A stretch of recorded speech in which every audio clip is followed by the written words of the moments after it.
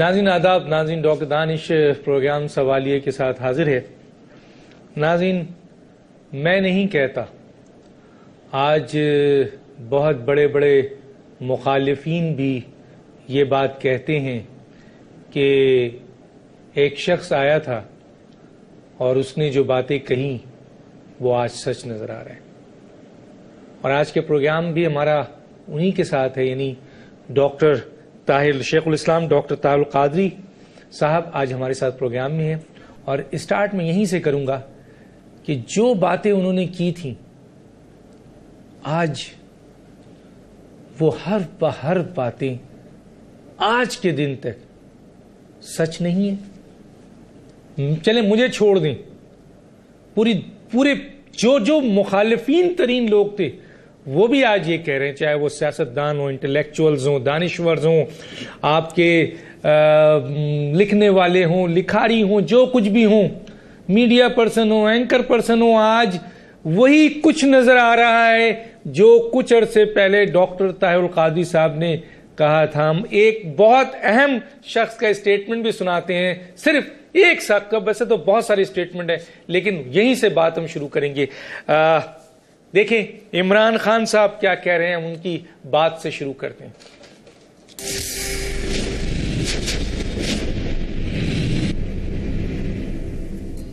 طاہر القادری کے ساتھ صرف تحریک انصاف اس لیے نہیں نکلی تھی یہاں کانسٹیٹیوشن ایونیو پہ کیونکہ ہم نے کہا تھا کہ آزاد عدلیہ کے نیچے الیکشن صاف اور شفاف ہوگا اور الیکشن کے ذریعے چینج آئے گی۔ طاہر القادری صاحب کہہ رہے تھے کہ سسٹم اتنا کرپٹ ہے کہ الیکشن کے ذریعے چینج نہیں آ سکتا۔ یہ اختلاف تھا، نہیں تو ہم ان کے ساتھ مل جاتے کیونکہ تبدیلی وہ بھی چاہ رہے تھے، ہم بھی چاہ رہے تھے، لیکن مجھے افسوس سے کہنا پڑتا ہے کہ طاہر القادری صاحب بالکل ٹھیک کہہ رہے تھے۔ مجھے بہت افسوس سے کہنا پڑتا ہے کہ ڈاکٹر طاہر القادری صاحب بالکل صحیح کہہ رہے تھے۔ اب یہ آواز سیاستدانوں کی بھی ہے، یہ آواز انٹلیکچوئلز کی بھی ہے، یہ آواز دانشوروں کی بھی ہے، لکھاریوں کی بھی ہے، اینکر پرسن کی بھی ہے، اور یہ آواز پاکستان اور پاکستان سے باہر پاکستانیوں کی بھی ہے۔ شیخ الاسلام ڈاکٹر طاہر القادری صاحب، آپ کا شکریہ، آپ نے ہمیں جوائن کیا کافی عرصے بعد۔ ہم آپ کا ایک لائیو انٹرویو، بہت سارے لوگوں کی ڈیمانڈ تھی کہ آپ کو ہم لائیں، اور آپ کا شکریہ، آپ نے ہمیں جوائن کیا۔ عمران خان صاحب کے اس اسٹیٹمنٹ سے ہی ہم اپنا پروگرام شروع کریں گے۔ کیا کہیں گے؟ انہوں نے کہا ہے کہ افسوس سے کہنا پڑتا ہے کہ ڈاکٹر طاہر القادری صاحب نے جو کچھ کہا تھا وہ صحیح کہا تھا۔ کیا کہیں گے آپ؟ جی، میں عمران خان صاحب کے اس انالیسز پر صرف ایک شعر آپ کو سنانا چاہتا ہوں، اور وہ شعر ہے کہ میرے قتل کے بعد اس نے جفا سے توبہ، ہائے اس زود پشیماں کا پشیماں ہونا۔ اچھا، تو آپ کا یہ شعر تو سر بہت کچھ کہنا چاہتے ہیں؟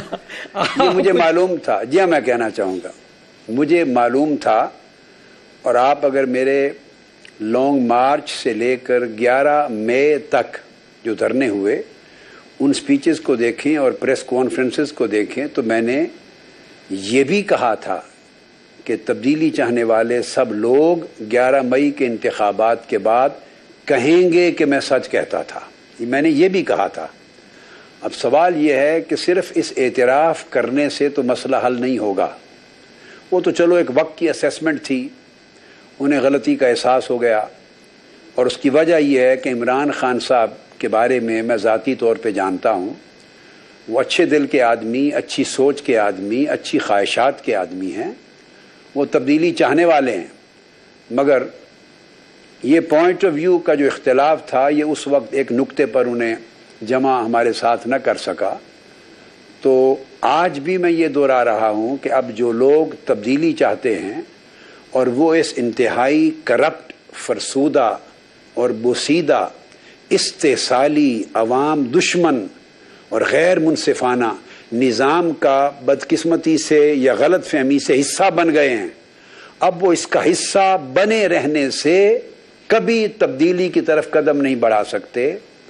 اور مجھے ڈر ہے کہ عمران خان صاحب جیسا اچھا آدمی, تبدیلی کا خواہش مند آدمی, میں نیک جذبات رکھتا ہوں, دعا گو ہوں ان کے لیے, ایسا اچھا آدمی اس نظام کے اندر رہتے رہتے اسی نظام کا حصہ نہ بن جائے, چونکہ یہ نظام زنجیروں کے ساتھ لوگوں کو جکڑ لیتا ہے.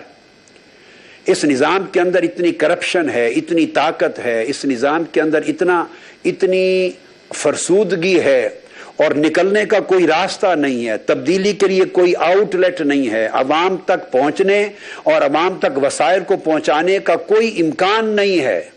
جب آپ پارلیمنٹ میں بیٹھیں گے آپ اقلیت میں ہیں, چند سیٹیں ہیں, اوروں کے پاس 2/3 میجورٹی ہے. تبدیلی چاہنے والے لوگ جو چاہیں بھی کچھ کرنا تو نہیں کر سکیں گے, اور مجھے ڈر ہے کہ کئی سال گزر جانے کے بعد قوم پھر تبدیلی کے نعرے سے بھی مایوس نہ ہو جائے.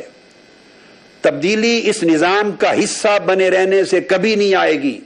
اس نظام سے باہر نکل کر اس نظام سے جمہوری اور عوامی جنگ لڑنا ہوگی.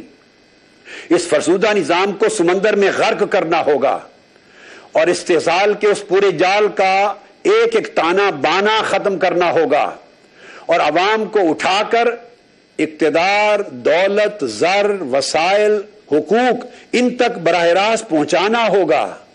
اور جو لوگ 65 سال سے سیاسی نعروں کی بنیاد پر لوگوں کے عوام پر ڈاکہ ڈالے ہوئے ہیں اور انہیں مسلسل محرومی کا شکار کیے ہوئے ہیں, ان سے یہ سب کچھ چھیننا ہوگا. اور یہ اس پارلیمنٹ کے فلور پہ بیٹھ کے آپ نہیں چھین سکتے جو پارلیمنٹ وجود ہی کرپشن کے نتیجے میں آتی ہے, جس کے نمائندگان منتخب ہی دھوس اور دھاندلی کے طریقے سے ہوتے ہیں, جس میں غریب آدمی, متوسط آدمی, پڑھا لکھا آدمی, اس کی گنجائش ہی نہیں کہ منتخب ہو کر پارلیمنٹ کے فلور پہ جا سکے. وہاں بیٹھ کر نہیں ہوگا. اس کو پھر سوچنے کی ضرورت ہے کہ کتنی دیر انتظار کرنا ہے. کیا پاکستان ہمارا انتظار کرتا رہے گا؟ لہذا اس نظام کے اندر ایک بڑی انقلابی تبدیلی کی ضرورت ہے. مکان اگر ڈاکٹر دانش صاحب بوسیدہ ہو جائے, چھتیں گرنے والی ہو جائیں اور اس کو بدلنا ہو, تو مکان کے اندر بیٹھ کر تعمیر نو نہیں کی جاتی. پھر تو آپ مر جائیں گے, چھتیں گر جائیں گی اور خود تباہ ہو جائیں گے, گلا دب جائے گا. مکان سے باہر نکلتے ہیں, پھر مکان کو ناک ڈاؤن کرتے ہیں, باہر نکل کے گرایا جاتا ہے. اندر بیٹھ کے آپ ایک اینٹ بھی مکان کی گرا نہیں سکتے. یہ سیاست کا مکان, یہ نام نہاد استحصالی جمہوریت کا مکان اور یہ جھوٹے فرسودہ نظام انتخابات کا مکان اتنا تباہ کن ہو چکا ہے کہ جو اس کی چھت کے نیچے بیٹھیں گے وہ نہ اس کو گرا سکیں گے نہ اس کو سنوار سکیں گے. اگر اس کی ایک اینٹ بھی آپ نے ہلانے کی کوشش کی تو آپ دب کے مر جائیں گے. باہر نکلیے اور اس فرسودہ مکان کو ناک ڈاؤن کر دیجئے, گرائیے. 18 کروڑ عوام کے اندر اب شعور بیدار ہو گیا ہے. انہیں میں نے 62 اور 63 کی تعلیم دی ہے, انہیں میں نے آرٹیکل 213 218 پڑھایا ہے. ایک ایک بچہ, کسان, ہل چلانے والے کو خیانت, امانت, بددیانتی, کرپشن, لوٹ مار کی سمجھ آ گئی ہے. آپ نکلیں, لوگ منتظر ہیں.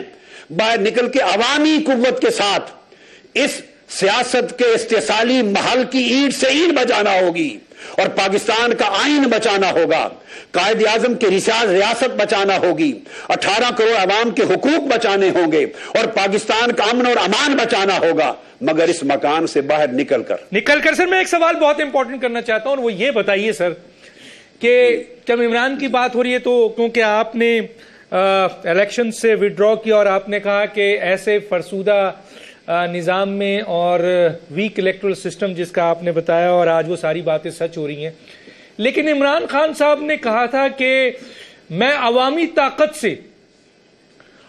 طاقت سے اس کرپشنز کو, دھاندلی کو روکوں گا اور الیکشنز جو ہے وہ صحیح نمائندے جیتیں گے. لیکن ہم نے یہ دیکھا کہ سر عمران خان کے ساتھ لوگوں کا ایک ہجوم نکلا ضرور, لیکن اس کرپٹ پولیٹیکل کلچرز اور ویک الیکٹرل سسٹم کے ساتھ ساتھ ایک بہت امپورٹنٹ بات جو میں آپ سے پوچھنا چاہتا ہوں سر, کہ کیونکہ ہمارے حکمران جو کئی سالوں سے بائی ڈیزائن آ رہے ہیں, کیونکہ پاکستان کی حکومت میں وزیر اعظم کو لانا, کیبنٹ بنانا, فائنانس منسٹر بنانا, اہم عہدوں کے سربراہ کو لگانا, یہ انسٹرکشنز کے ساتھ آتے ہیں بین الاقوامی طاقتوں کی، تو سر یہ بین الاقوامی طاقتوں کا انٹرسٹ پاکستان میں اتنا زیادہ ہے تو یہ غریب عوام جو نکلی تھی عمران خان کے لیے وہ کچھ نہیں کر سکی، تو کیسے تبدیلی آئے گی جب تک اتنے بڑے بڑے بین الاقوامی طاقتیں اس میں شامل ہوں گی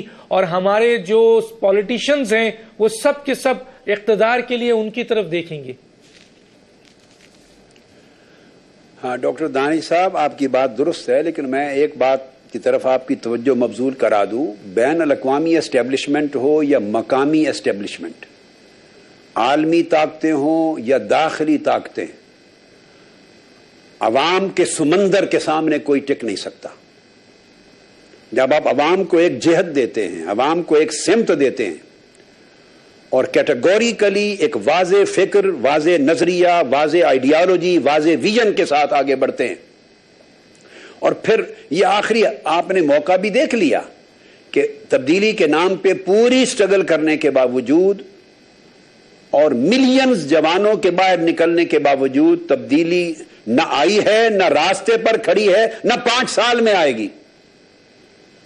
یہ آپ نے دیکھ لیا ہے، اعتراف بھی ہو گیا.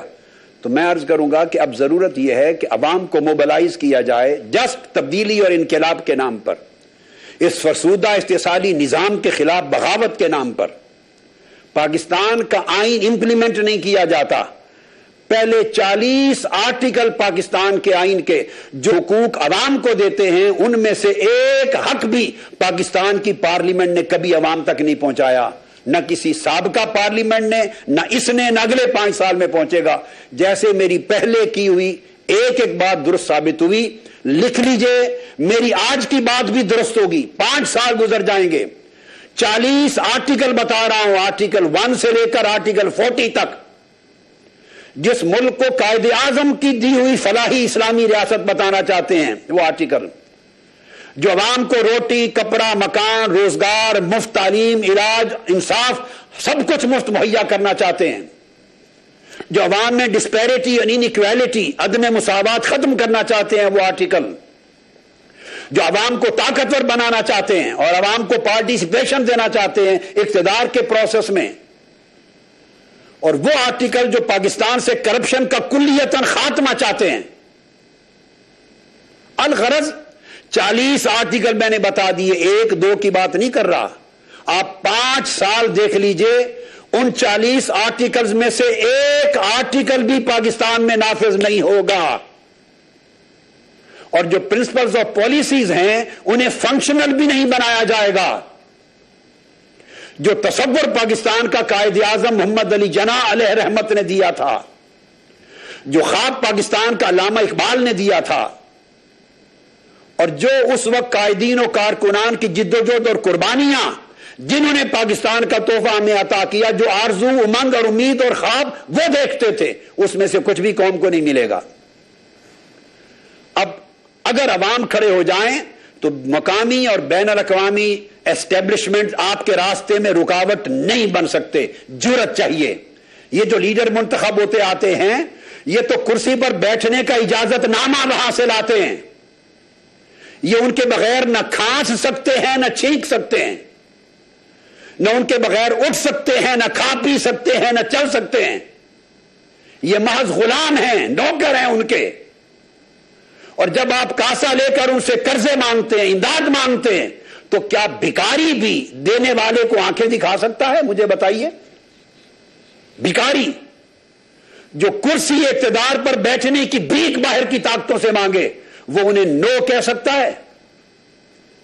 پاکستان کو ایسی قیادت کی ضرورت ہے جو قیادت کسی کو بھی نو کہہ سکے، کہ we are not ready to accept your dictation against our supreme national interest. اس کے لیے انقلابی قیادت کی ضرورت ہے، انقلابی ویژن کی ضرورت ہے، ایک جرأت کی ضرورت ہے، امانت اور دیانت کی ضرورت ہے. اب میں کسی پر تبصرہ نہیں کرتا، ان میں سے کون سی چیز ہے جو آپ کو ان حکومتوں میں نظر آتی ہے، موجودہ حکومت سمیت؟ اگر آپ مجھے اجازت دیں تو دیکھیے، ہم تو اقتدار کے بھوکے ہیں یہاں اس ملک کے جو سیاسی لیڈرز ہیں. ہمارا رول، پاکستان کا رول ماڈل ریاست مدینہ ہے. میں آپ کو تھوڑا خاکہ دے دوں. اگر آپ اجازت دیں سر یہاں پر میں آپ کو ذرا بریک کے لیے کہا جا رہا ہے کیونکہ آپ ایک بہت اہم بات کرنا چاہ رہے ہیں، تو میں چاہتا ہوں کہ بریک کے بعد آپ سے یہ سوال میں لوں. ناظرین، یہ ڈاکٹر طاہر القادری صاحب کے ساتھ ایک ایکسکلوسیو انٹرویو ہے، لیکن بار بار میں ایک جملہ یہ کہوں گا کہ جب یہ انٹرویو شروع ہوا تھا اور میں نے اس انٹرویو کی جسارت مجھے ملی تھی کہ میں ڈاکٹر صاحب کو جب لے کر اس انٹرویو کی طرف آیا تھا تو مجھ سے بہت سارے لوگوں نے یہ بھی کہا تھا کہ ڈاکٹر صاحب کو آپ لا رہے ہیں، وہ تو ملک سے باہر ہیں، ان کا کیا کردار ہے اس ملک میں اور کیا صورتحال ہے اور کیا ہوگا.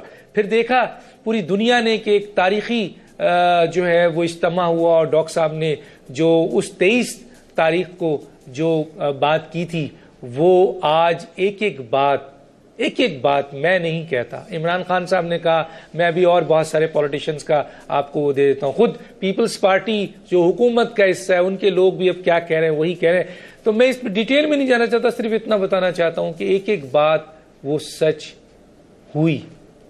اور آج میں چاہوں گا کہ کچھ ایشو پہ ڈاکٹر صاحب بولیں تاکہ آنے والے وقت میں وہ باتیں بھی آپ کو سچ نظر آئے.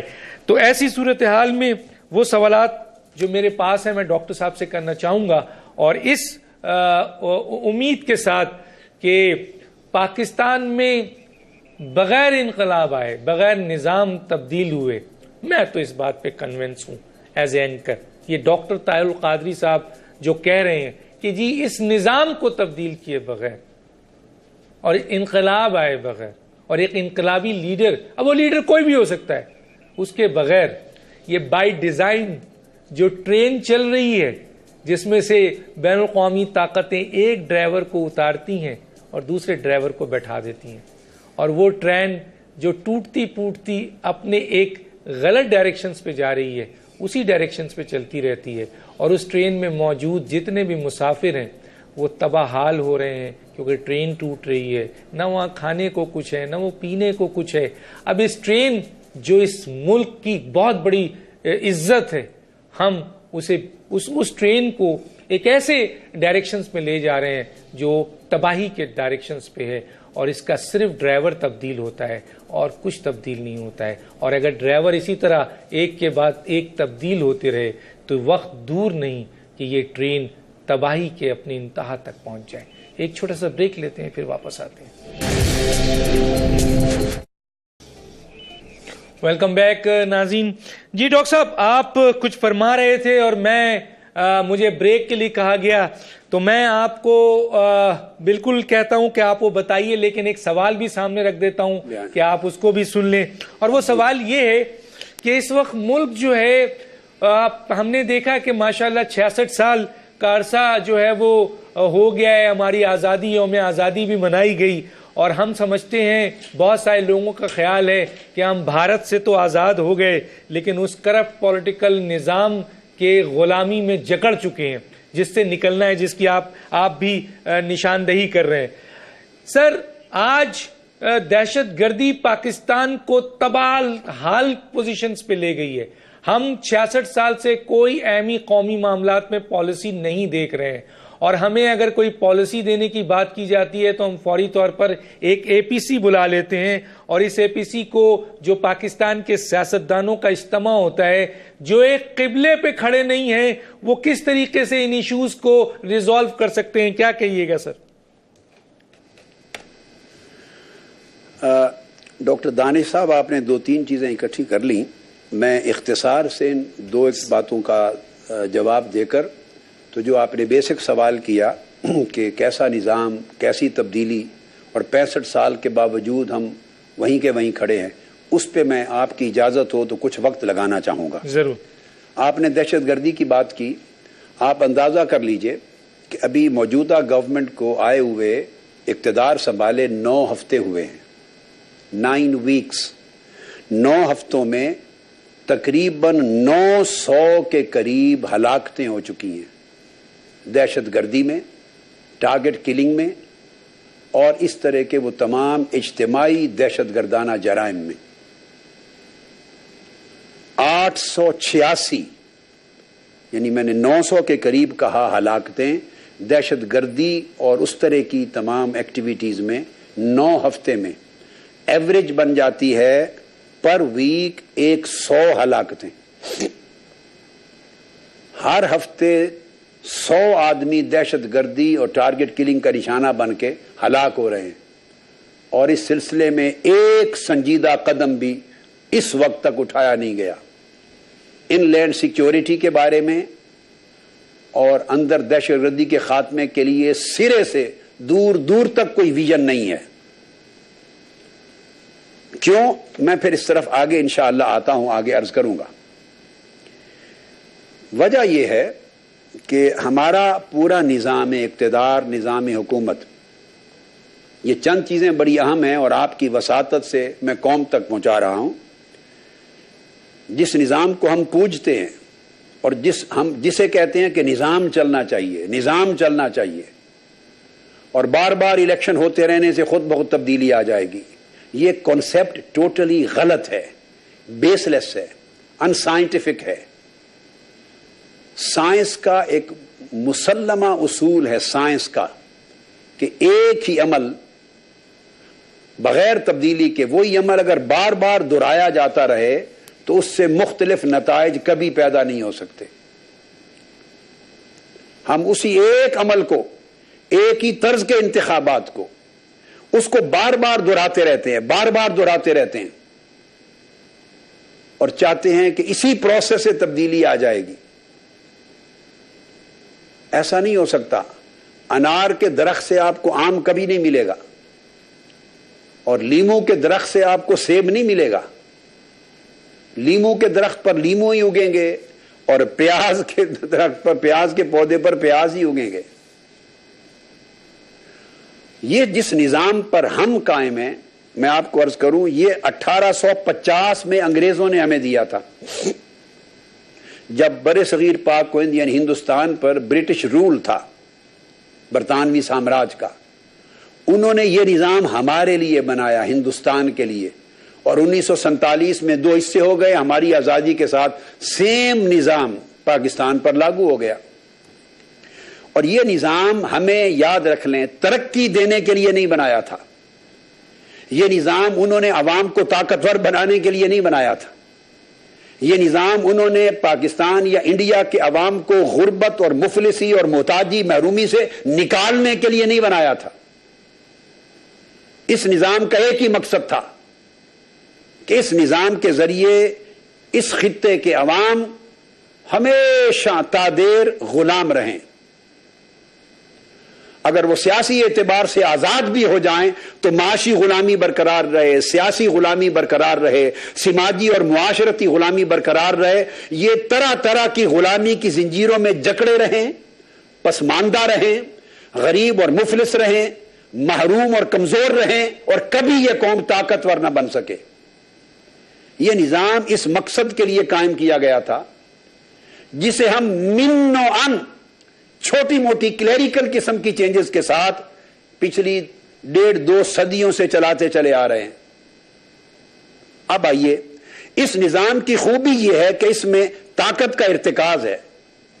چند ہاتھوں میں طاقت ہے، چند ہاتھوں میں کل اختیار اور اقتدار ہے، چند ہاتھوں میں سارا سرمایہ اور دولت ہے. یہ جو ارتکاز زر و اقتدار کا فلسفہ ہے اور اس طرز کا کی حکومت ہے اور اس طرز کا نظام ہے، میں خاص بات کہنے لگا ہوں، یہ مشرکین مکہ کا نظام تھا جسے تاجدار کائنات صلی اللہ علیہ وسلم نے آ کر چیلنج کیا. اور بہت پیچھے چلے جائیں تو یہ فرعین مصر کا نظام تھا، مصر کے فرعونوں کا، جسے سیدنا موسیٰ علیہ السلام نے چیلنج کیا. وہ نظام چیلنج نہ ہوتا تو صدیوں تک، 1000 سال تک بنی اسرائیل قوم غلام ہی رہتی. اب وہ نظام جسے آقا علیہ السلام نے چیلنج کیا تاکہ زر، سرمایہ، طاقت، اقتدار، اختیار، دولت یہ چند ہاتھوں میں مرکوز نہ رہے، بلکہ وہ نظام لایا جائے جس میں ڈسٹریبیوشن آف ویلتھ ہو، دولت اور سرمایہ عوام تک پہنچے، اقتدار اور طاقت عوام تک پہنچے. اختیار عوام تک پہنچے، عدل انصاف اور قانون کے ثمرات عوام تک پہنچیں، خوشحالی عوام تک پہنچے، صرف محلات اور بڑے بڑے گھروں میں رہنے والے خوشحال نہ ہوں، صرف ملوں کارخانوں فیکٹریوں کے مالک خوشحال نہ ہوں، صرف جاگیردار اور سرمایہ دار خوشحال نہ ہوں، صرف سیاسی لیڈر جو پارلیمنٹ میں پہنچے وہ خوشحال نہ ہوں، بلکہ 18 کروڑ غریب عوام جن کے چولہے میں آگ نہیں جلتی، جن کی بیٹی کے سر کو دوپٹہ نصیب نہیں، جن کی جان مال عزت و آبرو کی حفاظت نہیں ہے، انہیں خوشحال کیا جائے، انہیں طاقتور بنایا جائے، یہ ساری سرمایہ دولت ان تک منتقل کی جائے۔ یہ نظام حضور علیہ السلام نے دیا مدینہ کی ایک ماڈل ریاست قائم کر کے، اور ڈیولیوشن کا، ڈی سینٹرلائزیشن کا پروسیس بنایا کہ اختیارات کو، طاقت کو، سرمایہ کو، دولت کو، وسائل کو اوپر رکھنے کی بجائے نیچے گراس روٹ لیول تک تقسیم کر دیا جائے۔ اور آقا علیہ السلام وہ پہلے فرد ہے انسانی تاریخ میں جو مدینہ کا رول ماڈل دینے والے، جنہوں نے 10 آدمیوں کی لوکل گورنمنٹس اور لوکل لیول پر، گراس روٹ لیول پر اقتدار منتقل کرنے کا نظام بنایا، 10 آدمیوں پر ایک نمائندہ بنایا اور اسے اختیارات دیے، اس کا نام آقا علیہ السلام نے نقیب رکھا۔ ہر 10 آدمی پر ایک نقیب، اس کو ان کے اختیارات دیے، ان کی اتھارٹی دی، ان کا نمائندہ بنایا، ان کا سپوکس پرسن بنایا، اور 10 نوکبہ پر جب 10 نقیب ہو جائیں تو اس کا مطلب ہے 100 افراد نیچے آ گئے، ان 10 نوکبہ پر ایک عریف بنایا، اور ان عرفاء کی پھر کونسل بنائی جن سے خود مشاورت کرتے۔ تو حضور علیہ الصلوۃ والسلام نے عام آدمی تک وہ حقوق پہنچا دیے جو مکہ کی مشرکانہ ریاست میں صرف ابو جہل اور ابو لہب کے ہاتھ میں تھے۔ ہمارے ملک میں ابو جہلی نظام ہے، ابو لہبی نظام ہے، ہمیں مصطفی نظام کی طرف بڑھنا ہے، اور اس کی صورت یہ ہے، میں آپ کو اب موجودہ نظام میں اس کی امپلیمنٹیشن کر کے بتاؤں۔ اس کی صورت یہ ہے، آپ دیکھیے ہمارے ملک کی آبادی 18 کروڑ ہے، 18-19 کروڑ، اور پاکستان میں 18 کروڑ کی آبادی پر صرف 4 صوبے ہیں۔ لوگوں کے ساتھ ڈیلنگ مرکزی حکومت نہیں کرتی، وہ صوبائی حکومتیں کرتی ہیں، ان کے میٹرز کو وہ ڈیل کرتی ہیں۔ 4 صوبے ہیں۔ اب ذرا اس ترقی یافتہ دنیا کا حال دیکھیں، ہم 1850 کے اس نظام کے پیچھے پوجا کر رہے ہیں، صرف اپنے مفاد کی خاطر۔ یہ لیڈر، ان کو پتا ہے، یا ان میں موسٹلی ان پڑھ ہیں، جاہل ہیں، ان میں ویژن نہیں ہے، ان کی مہارت صرف بدمعاشی ہے، غنڈہ گردی ہے، سرمایہ و دولت ہے، ان کے پاس سکل ہے الیکشن لڑنے کا، جیتنے کا، وہ سیاست دان ہیں، وہ قوم کے لیڈر نہیں ہیں۔ اس لیے وہ یا صلاحیت نہیں یا وہ کرنا نہیں چاہتے۔ تو 18-19 کروڑ عوام کے مسائل حل کرنے کے لیے صوبائی حکومتیں 4 ہیں، 4 صوبے ہیں۔ اب ذرا ایک مثال لے لیجئے، میں ٹرکی کی مثال دیتا ہوں۔ کس طرح آپ ترقی کی بات کرتے ہیں، کس وجہ سے، کیوں یہاں نظام بدلے گا اور عوام خوشحال ہوں گے؟ ٹرکی کی آبادی 7 کروڑ 60 لاکھ ہے، ہم سے آدھی بھی نہیں، 40% ہے۔ ان کے 81 صوبے ہیں، 81 صوبے بنائے ہیں انہوں نے، اور 3000 کے قریب میونسپلٹیز بنائی ہیں، 3000، اور سارے اختیارات نیچے گراس روٹ لیول تک تقسیم کر دی ہیں۔ یہ ٹرکی ہے۔ آپ کا پڑوسی ملک ایران، ایران کی آبادی بھی 6 کروڑ ہے، 60 لاکھ، اس ایران کے 30 صوبے ہیں اور 938 ضلع ہیں، بولیے 938 ضلع ہیں اور ضلعی حکومتیں ہیں۔ آپ جاپان کی طرف آ جائیے، بڑا ملک دیکھ لیجئے، اس کی 12 کروڑ 70 لاکھ آبادی ہے۔ یہ سب وہ ملک ہیں جن کی آبادی ہم سے بہت کم ہے، بہت کم ہے۔ تو اس 12.5 کروڑ آبادی کا ملک جاپان، 47 صوبے ہیں۔ ویتنام، میں طرح طرح کی مثالیں دیتا ہوں، کوئی یہ نہ کہے ہم پر کیسے اپلیکیبل ہوگی۔ ویتنام کی 9 کروڑ آبادی ہے، اس کے 58 صوبے ہیں، اور 58 صوبوں کو اختیارات دے دیے ہیں، اور ان کے بعد پھر نیچے میونسپل گورنمنٹس، لوکل گورنمنٹس کر گراس روٹ لیول تک وسائل سارے عوام تک پہنچ گئے ہیں۔ 58 सूबे। अल्जीरिया, उसकी 3 करोड़ 40 लाख आबादी है, 48 सूबे हैं। कीनिया अफ्रीका का मुल्क है, 4 करोड़ 10 लाख आबादी, 26 सूबे हैं। फ्रांस की 6 करोड़ 40 लाख आबादी है, 26 सूबे हैं। इटली की 5 करोड़ 80 लाख आबादी है, 20 सूबे हैं। अब बड़ा मुल्क ले लें, रशिया, 14 करोड़ आबादी है, हमसे फिर भी कम, उसके 83 सूबे हैं। 83 सूबे हैं 14 करोड़ की आबादी के साथ। तो मकसद यह हुआ कि दुनिया के वो तमाम ममालिक, अफ्रीका के मुल्कों, एशिया के मुल्कों, यूरोप के मुल्कों, जापान तक, हर छोटा बड़ा मुल्क, तरक्की का राज 2 चीजों में है, डिसेंट्रलाइजेशन ऑफ पावर और विजनरी लीडरशिप। लीडरशिप के पास कोई कॉन्सेप्ट हो, उसके मगज में, दिमाग में इल्म हो, शऊर हो, तसव्वुर हो, विजन हो, फ्यूचरिस्टिक विजन रखने वाला लीडर हो, उसे मसाइल का इदराक हो, मसाइल का हल जानता हो, और फिर डिसेंट्रलाइजेशन ऑफ पावर हो, हर चीज को डिसेंट्रलाइज कर दिया जाए, डेवोल्यूशन कर दी जाए। इसी से इकोनॉमिक ग्रोथ मुमकिन होती है, इसी के जरिए। अब ये चीज पाकिस्तान की, जो मैंने मदीना के रोल मॉडल के हवाले से कोट की, ये पाकिस्तान में मैंने आपको आज के हालात में बता दिया कि दुनिया के आज के तरक्की याफ्ता दौर उस मदीना के रोल मॉडल पे चल पड़े हैं, और हम साहिब सरकार मदीना का कलमा पढ़ने वाले, हम अबू जहल और अबू लहब के मॉडल पे चल रहे हैं। इर्तिकाज, कॉन्सेंट्रेशन और तरक्की दुनिया की वो डिसेंट्रलाइजेशन कहती है। हम मकामी 4 सूबों के अंदर लोकल गवर्नमेंट्स के इलेक्शन करवाने को तैयार नहीं है। दुनिया के तरक्की याफ्ता मुल्कों में MNAs, MPAs को कोई डेवलपमेंट फंड एक पाई नहीं दिया जाता। यहां हरामखोरी के रास्ते बने हुए हैं।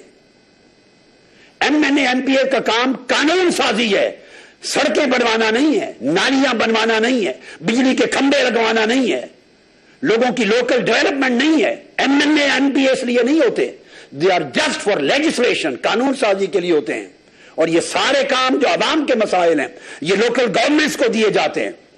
उसका नतीजा फिर ये है कि चूंकि नीचे इख्तियारात ही नहीं है, अवाम 100 साल भी डॉक्टर दानिश साहब गुजर जाएं, ये वसाइल चंद ताकतवरों के हाथ में रहेंगे, अवाम उसी तरह महरूम, बिलखते, रोते, चीखते मर जाएंगे।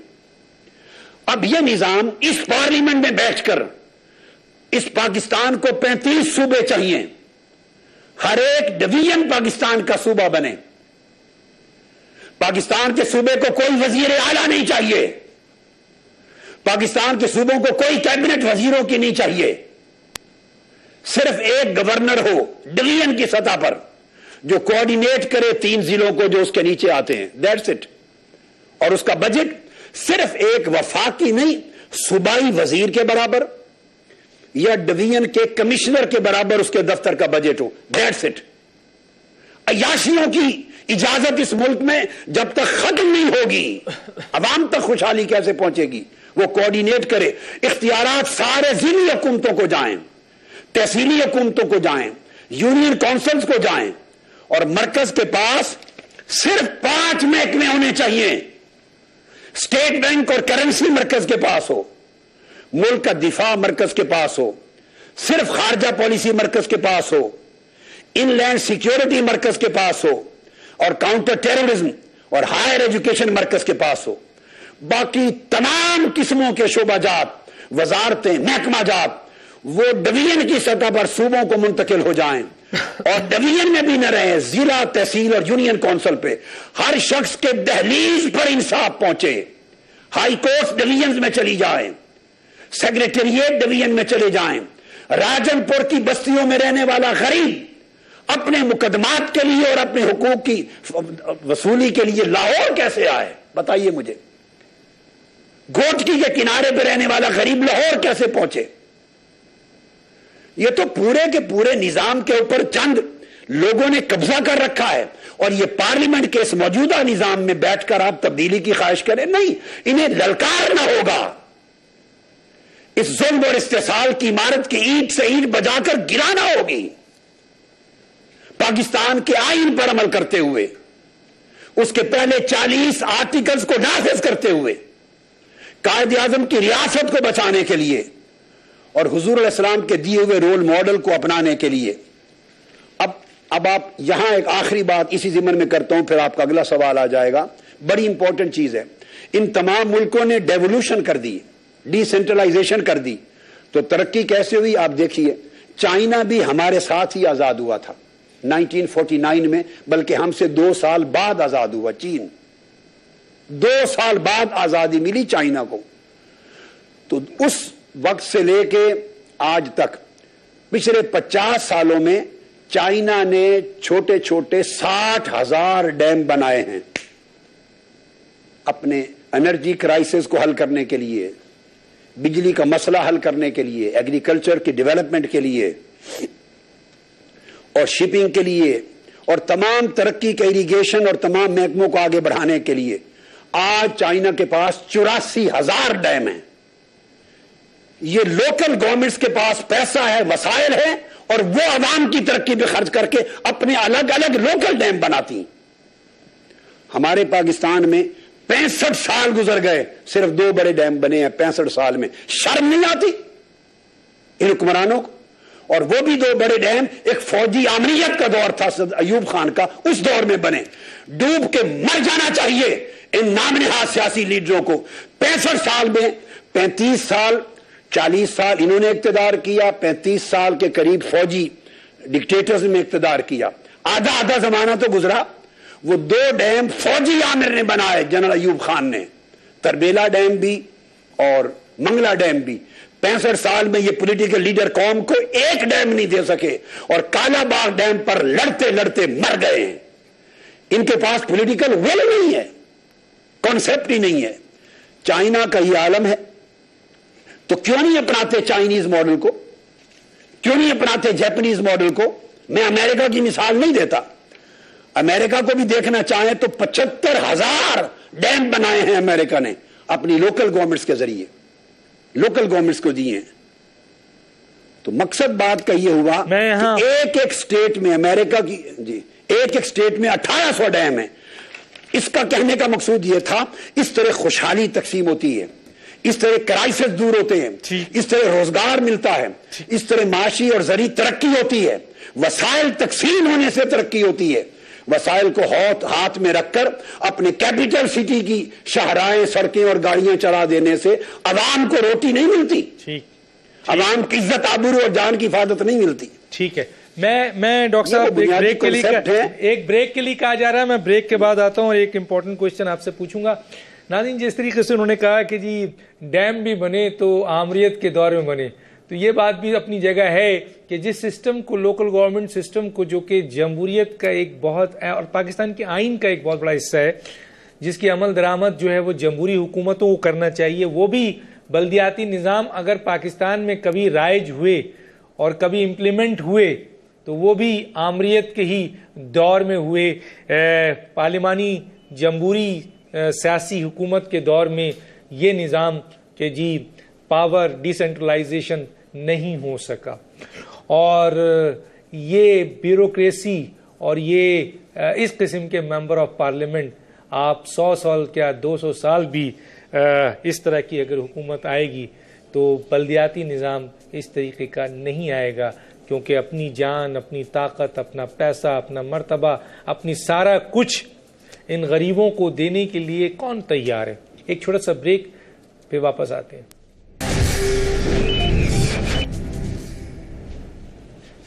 Welcome back. ڈاکٹر صاحب بالکل, کیونکہ یہ ہمارے پاس 4-5 منٹ ہے اور میں چاہوں گا کہ اس میں ایک بہت اہم کوشچن ہے وہ پوچھنا چاہوں گا.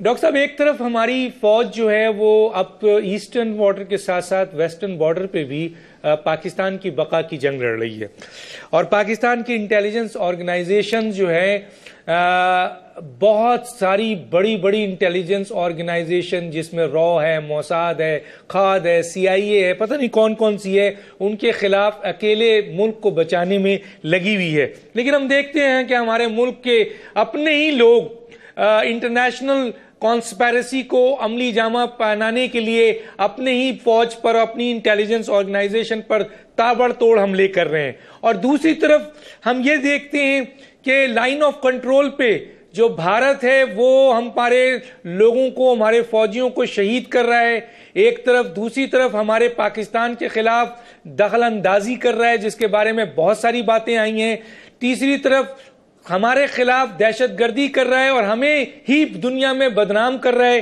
چوتھی بات ہمارا پانی یا تو روک رہا ہے تاکہ ہماری فصلیں خشک ہو جائیں، یا پانی اتنے زیادہ تعداد میں چھوڑ رہا ہے کہ فصلیں تباہ ہو جائے، اور ہم آج کشمیر ایشو کو بھول کر پاکستان کی بقا کو اور اپنی اس فورسز کو جو کہ پاکستان کی بقا کی ضامن ہے ان کو چھوڑ کر ہم بھارت سے صرف اور صرف تجارت کے لیے کوشاں ہیں کہ کسی طرح ہمارا تجارت کھل جائے، باقی ساری چیزیں تباہ ہوتی رہیں. کیا کہیں گے آپ؟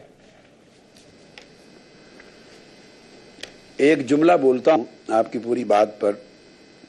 آپ کو یاد ہے 23 دسمبر پچھلے سال جو میں نے بہت بڑا تاریخی جلسہ کیا جو پاکستان کی تاریخ کا سب سے بڑا اجتماع تھا، اس کا ٹائٹل تھا سیاست نہیں ریاست بچاؤ.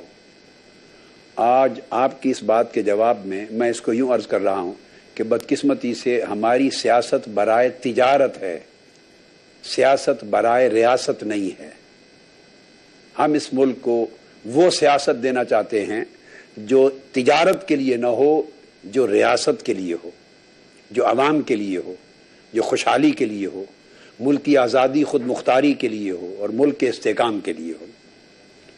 اب یہ ساری چیزیں جو آپ نے بیان کی میں 100% اتفاق کرتا ہوں، اس سے اختلاف کی کوئی گنجائش نہیں، مگر ایک بات عرض کرنا چاہوں گا، وہ یہ کہ ڈاکٹر صاحب باہر کا دشمن کسی قوم کا بال بھی نہیں بگاڑ سکتا اگر اس قوم کے اندر کے لوگ خود اپنے دشمن نہ آپ بن جائیں.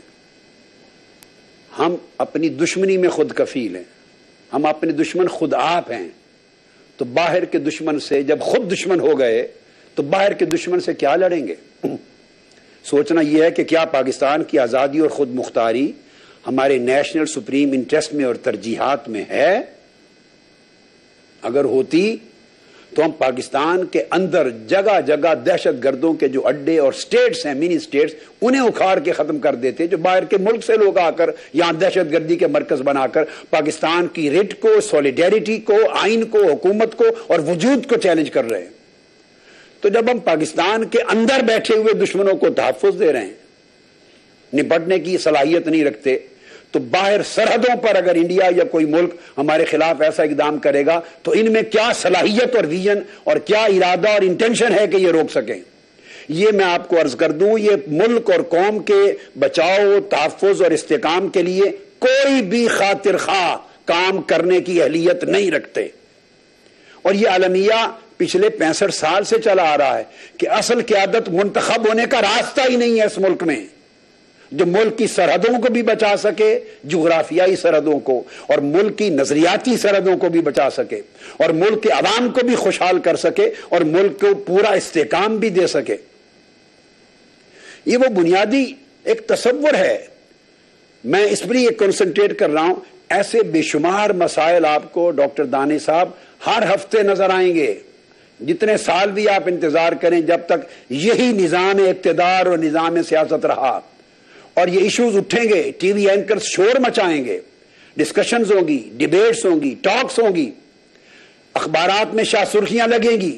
میری بات یاد رکھ لیں، 2-4 دن ہفتہ عشرہ کی شور شرابے ہنگامے کے بعد وہ ایشو ختم ہو جائے گا.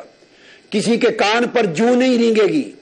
نہ ان میں ویژن ہے، نہ ول ہے، نہ انٹینشن ہے، نہ ایبلٹی ہے، نہ کیپیسٹی ہے، نہ کیپیبلٹی ہے، نہ ان میں انڈیپینڈنس ہے. They can't deliver anything to this country. وہ صرف اس ملک کے سیاستدان اپنا وسائل بنانے آتے ہیں، اپنی تجارت کے لیے، اپنی انڈسٹری کے لیے، ملک کے اندر، ملک کے باہر، اپنے ذرائع کے لیے، بینک بھرنے کے لیے آتے ہیں، لوٹنے کے لیے آتے ہیں، اور اگلے 5 سال کے بعد پھر اگلے الیکشنوں کے سامان کی تیاری کرتے ہیں.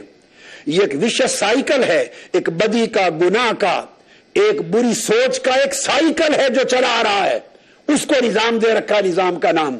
اور جب اس کے بدلنے کی بات کرتا ہوں میں تو کہتے ہیں باہر کا ایجنڈا لے کے آ رہے ہیں. وہ ایجنڈا کہاں گیا باہر کا؟ وہ کون سی طاقت تھی جو میرے پیچھے تھی, یہ پیچھے ہے, وہ بے نقاب کوئی کیوں نہ کر سکا؟ وہ باہر کے فنڈ کیوں نہ بتائے جا سکے قوم کو؟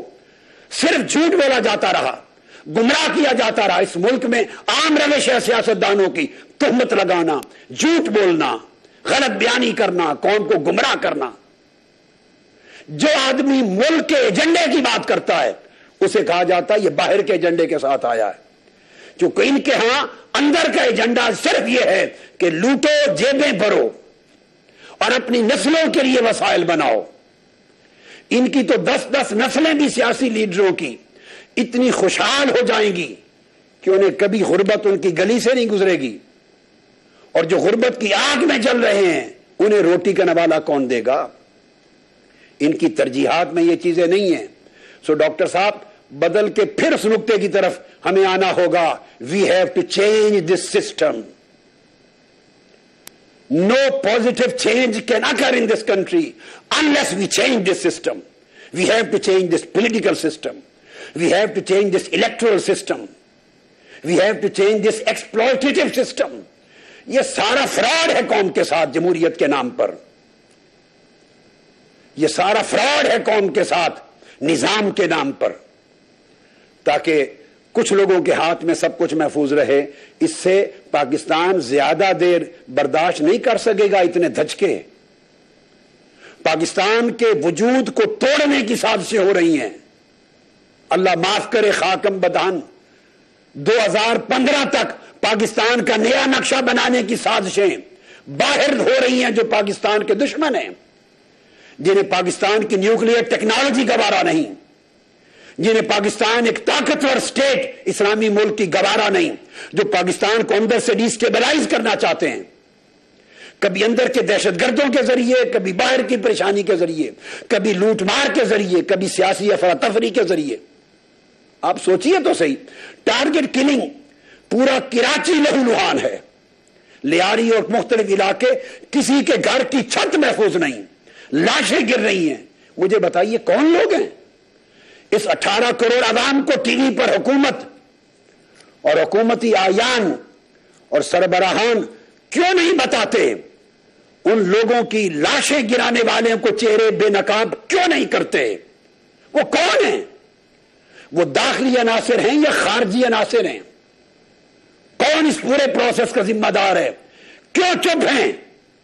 350 سے 400 کے قریب دہشت گرد جیلوں کے اندر سزائے موت کی سزائے موت کا فیصلہ سن کر پڑے ہیں, انہیں سزا ایگزیکیوٹ کوئی نہیں کر رہا. پچھلے کئی سال سے بتا رہا ہوں, اس ملک میں دہشت گردوں کو تحفظ دیا جاتا ہے.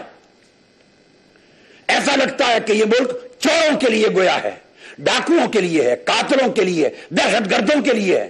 یہ ملک غریبوں کے لیے نہیں, یہ مسکینوں محتاجوں کے لیے نہیں, یہ طاقتوروں کا ملک ہے, کمزوروں کے لیے نہیں, نوجوان تعلیم یافتہ لوگوں کے لیے ملک نہیں ہے, یہ ان پڑھ طاقتور لوگوں مافیا کے لیے ملک ہے. سو ہمیں سر جوڑ کے بیٹھنا ہے. ان تمام قوتوں کو چاہیے کہ وہ ان سارے حقائق کو سمجھیں اور اس نقطے پر مجتمع ہوں, اس نظام میں کوئی خیر نہیں. اس لیے میں چپ نہیں ہوں, نہ لا تعلق ہوں, مگر میں نے فیصلہ کیا کہ جنہوں نے ووٹ دیا وہ دیکھ لیں. اگر گورنمنٹ کے پاس اور ان لیڈروں کے پاس ڈیلیور کرنے کے لیے کچھ ہے